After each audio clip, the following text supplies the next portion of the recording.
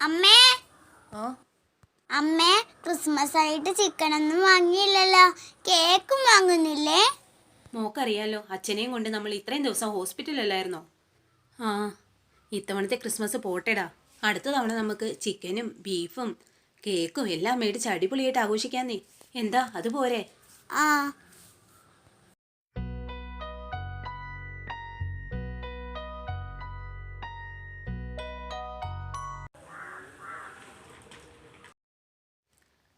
മോളിങ്ങി വന്നേ. Hi hi അമ്മാമ്മേ, നല്ല പുലിക്കൂടാണല്ലോ. ഇതൊക്കെ അപ്പുറത്തെ കുട്ടികൾ ഉണ്ടാക്കി തന്നതാ. നല്ലതാണല്ലേ?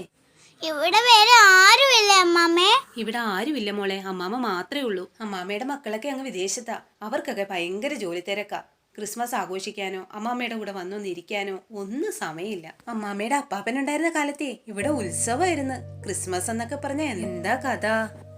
പുൽക്കൂടായി, വീട് നിറയെ സ്റ്റാറായി, മട്ടൻ ചിക്കൻ ബീഫ് തുടങ്ങിയ എല്ലാ ഇറച്ചികളും മേടിക്കും.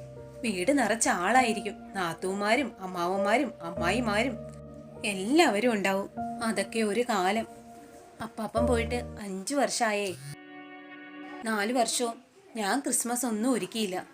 മക്കളുമില്ല, ആരുമില്ലാണ്ട് എന്തിനാ ആഘോഷിക്കുന്നേന്ന് ഓർത്തു. പക്ഷേ ഇത്തവണ എന്തോ അമ്മാമ്മയ്ക്ക് തോന്നി എല്ലാം ഒരുക്കണമെന്ന്. എല്ലാം റെഡിയാക്കിയിട്ടുണ്ട്. അമ്മാമ്മ അടുത്ത വർഷം ഉണ്ടായില്ലെങ്കിലോ? ആ മോള് നിക്ക്, അമ്മാമ്മ കേക്ക് എടുത്തിട്ട് വരാവേ. ഇന്നാ മോളെ. ഹായ്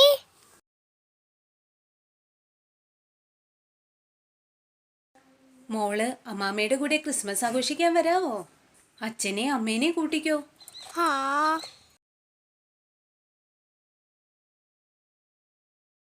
അമ്മാമ്മേ, ഞാൻ വരാവേ.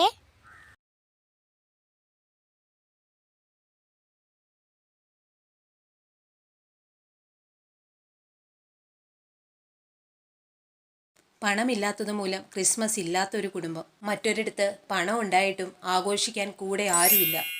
Happy Christmas.